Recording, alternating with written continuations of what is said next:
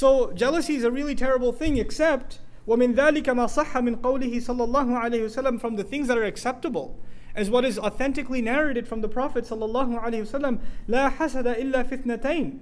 There is no room for jealousy at all except in two things. رجل آتاه الله تعالى مالا وسلطه على هلكته في الحق. A man who Allah has given wealth and he is exhausting himself in destroying it, spending it for the truth. He just wants to get rid of it all.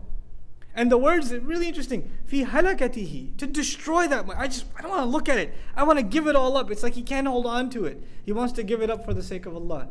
This attitude of giving, when somebody has that, you say, man, I'm not just jealous of his wealth. You know what you're jealous of there?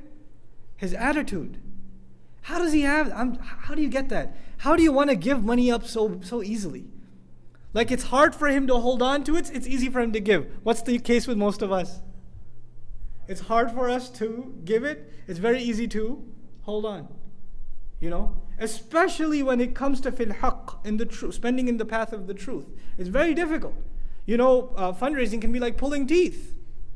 For you to give $100 towards the building of a masjid, or helping out the madrasa or whatever else, right? This da'wah program or this or that, it's very difficult. But when you go to Walmart, you don't think twice.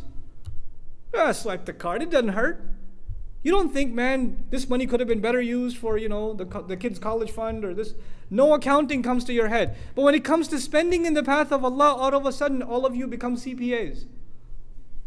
Man, this money could have been, I need it over there, and this bill and that bill, and the whole financial balance just rolls before your eyes. It's like you've logged into your online account just sitting there in front of the masjid while the fundraiser is going on, right? And you think all of the reasons why you should not be giving. But this person we should be jealous of, who when the opportunity comes to give, he just let me get rid of it. It's like it's on fire when it's with him, and he just wants to get rid of it. This is the first person we should be jealous of. No, some people don't understand this, and what do? Man, I wish I was wealthy like him. If I was, I would spend too. No, you wouldn't. Just like the money part. You'd spend, but not like he spends. Right? So sometimes we have these, I really want to be rich so I can spend in the path of Allah. Yeah. You really mean that? Or do you mean I really want to be rich and yeah, I'll spend a little, I guess, because I feel bad. I said that already. Right? SubhanAllah, we can't play games with our intentions. And so this person, it's someone to be jealous of, something to aspire.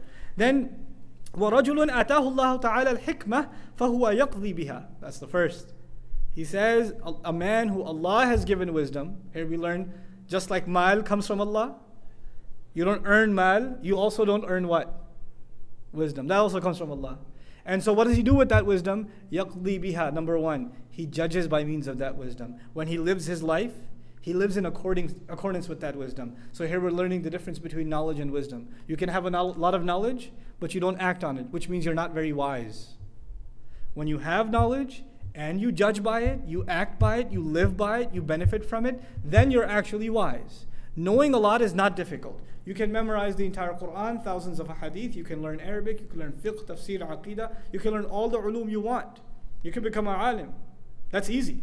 That's not the hard part. The hard part is hikmah. Hikmah, the ancient Arabic definition of hikmah was you learn something beneficial and you act on it. If you do those things, then you are hakim. For example, fire burns. Simple knowledge, fire burns. If you still touch it anyway, you're not very wise. Wisdom would be you have beneficial knowledge and that leads you to proper action. You stay away from fire. So number one, آتاه الله تعالى الحكمة فهو يقضي بها. And then the second, وَيُعَلِّمُهَا النَّاسِ. He teaches the people with it.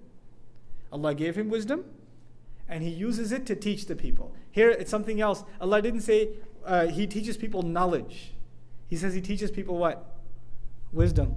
He lives by it first, then he teaches people wisdom. This is a person to be jealous of. This is a person that not only lives by it, but instills in people the love of knowledge and the love of acting upon that knowledge. May Allah make us people of wisdom, and may Allah make us people who instill wisdom in others.